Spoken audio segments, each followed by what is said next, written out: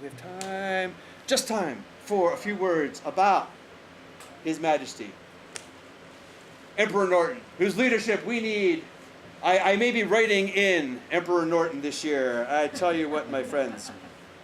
We asked Goddess if she, like God, had an only begotten son. She assured us that she did, and gave his name as Emperor Norton I, whom we assumed was probably some Byzantine ruler of Constantinople.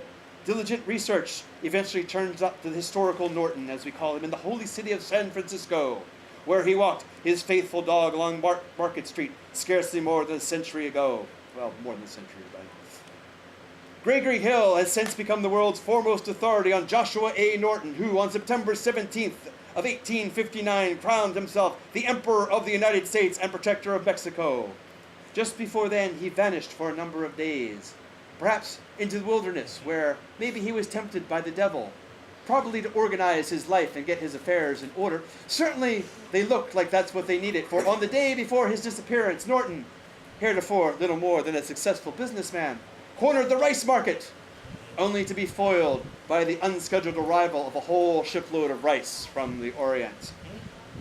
A lesser man would have been thrown out of step by that event, which for him was to become a step to the throne.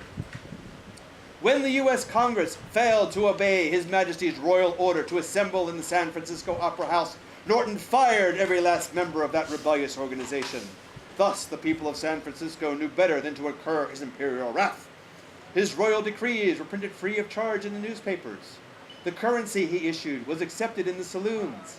Local shopkeepers paid the modest taxes he occasionally demanded. On at least one occasion, a tailor furnished him with a new set of royal finery. Although a madman, Norton wrote letters to Abraham Lincoln and Queen Victoria, which they took seriously. One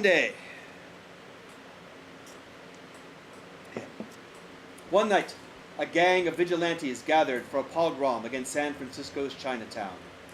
All that stood in their way was the solitary figure of Norton. A sane man would not have been there in the first place. A rational man would have tried to reason with them. A moralist would have scolded them. A man as daft as Norton usually seen would have loudly ordered them to cease and desist in the name of his royal imperial authority. All such tactics would probably have been futile, and Norton resorted to none of them. He simply bowed his head in silent prayer. The vigilantes dispersed. Discordians believe everybody should live like Norton.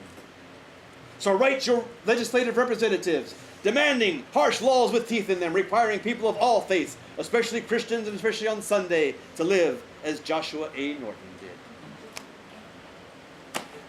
Thank you, my friends. I hope that you now feel that you're in on the joke.